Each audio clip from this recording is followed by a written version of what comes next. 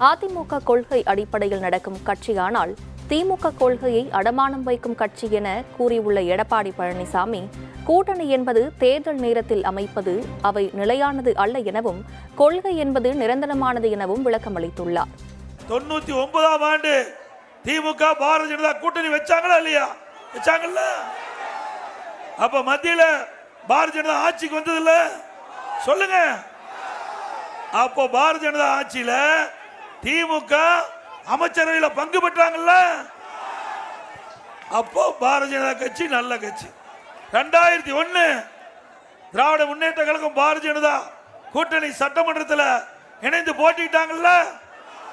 அப்போ பாரதிய ஜனதா நல்ல கட்சி. நாம போய் கூட்டணி வச்சா மதவாத கட்சி. என்னங்க நியாயம்?